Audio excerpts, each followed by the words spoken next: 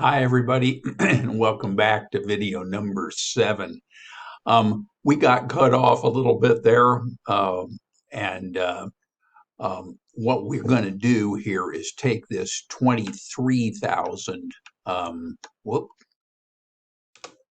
this 23,014 that we discounted back, and then we're going to take that back to the present by taking the present value of a single sum from table 5.2 to get 16,989. To me, that's the easiest way to visualize what we're doing here. Okay, now the valuation of long-term bonds, one of my favorite subjects here, is we have two cash flows.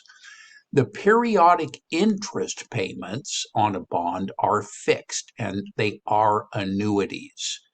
But at the end of the bond, we got to pay that little beauty back. So that's a single sum that we need to discount back to the present.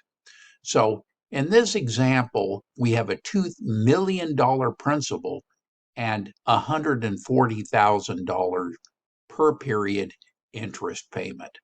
So how do we calculate that? Here, the Alltech Corporation issues $100,000 of 5% bonds due in 5 years with interest payable annually at the year end. Okay. Now, just as a parenthetical insertion here, it doesn't matter really. We sell them at a discount or a premium. What we pay is what's on the bond.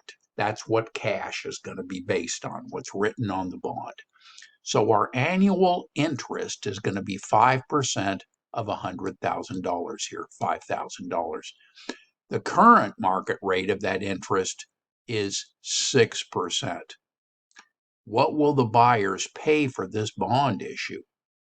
Okay, let's look at this. This is really good stuff here. What we're going to do is we're going to go into this is going to be 5 years at 6%. Let's go back. Similar risks here. That's not what's written on the bond. What's written on the bond is 5%. This is market rate. So what the buyers are going to want 6%, not 5%.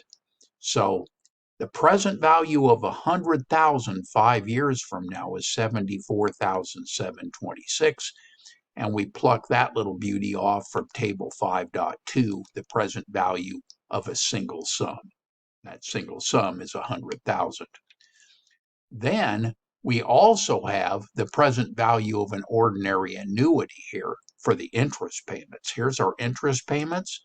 We have 5 of the little beauties. So number of periods is 5, 6%. Again, we're using the market rate. And the market rate then is going to be determinant of this PV factor here. We're going to multiply 5,000 times 4.21236. We'll get 21,061.80. So now I need to add those two together. And that's exactly what they've done here.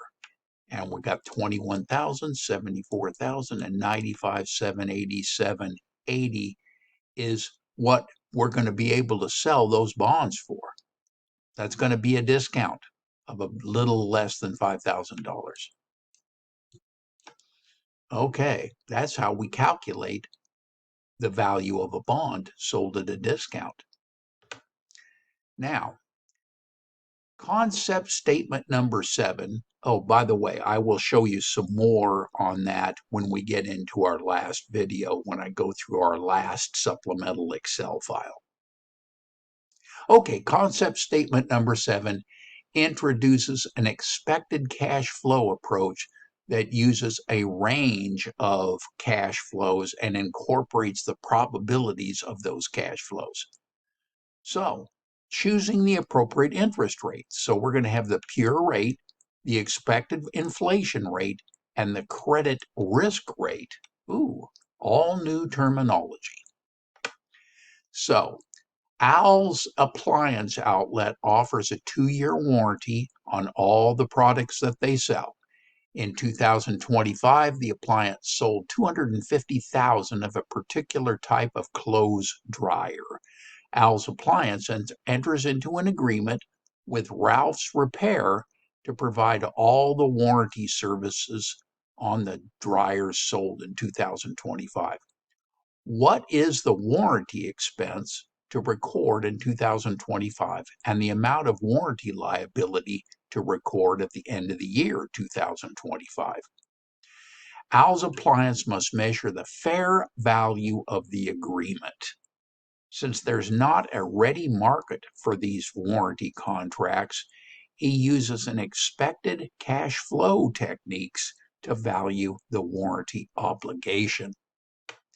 So here is cash flows based on the prior warranty experience. He estimates the following expected cash outflows associated with the dryers. And here they are: cash flows, cash flows, cash flows. 20%, 50%, 30% probability. Expected cash flows, therefore, is 6160. Okay. And so he's going to say, I'm going to take that present value factor 0.95 to discount that back to the present. Same thing here with 6,900. He's going to use a 2-year factor here to take that 69,000 back to the present. He adds the two of the little beauties together and he gets $12,125.17. So how did he get that 5%?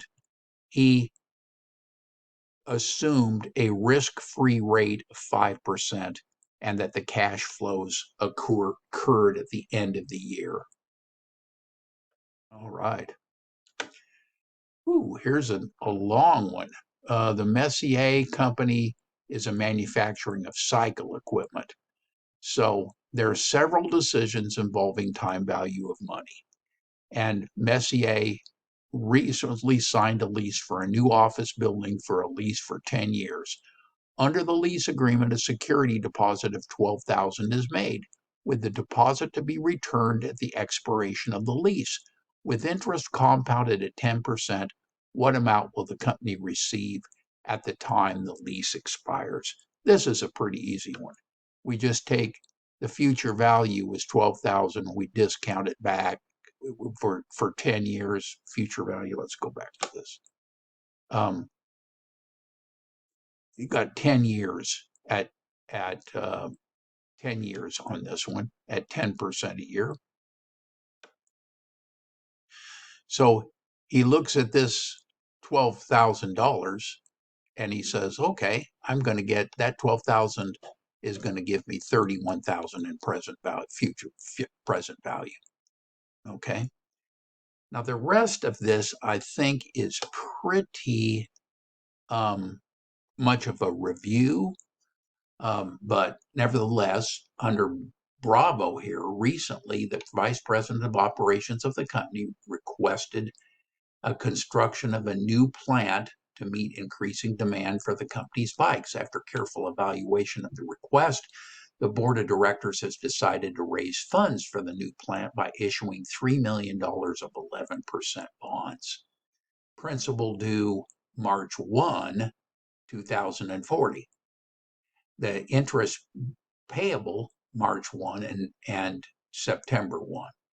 So at the time of issuance, the market interest rate was 10%, a little bit less than the 11%. So this is going to sell at a premium here.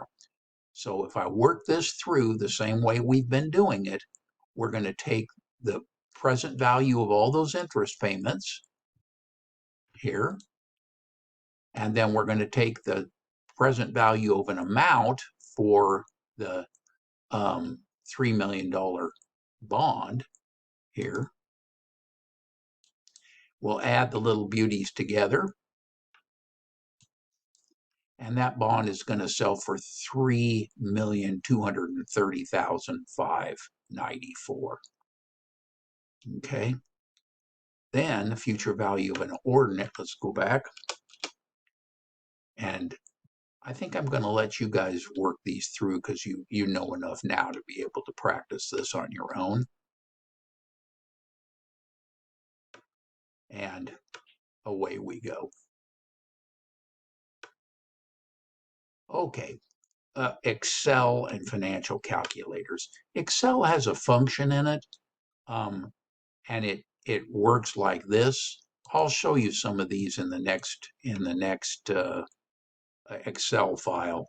I don't typically use these because I can calculate it faster than I can use these functions, but these functions do exist in Excel, and um, I will show you a little bit of how to use those when we get into the Excel file. And there's the present value of a single sum. That's the future value of a single sum. And then you can use it to compute the number of periods.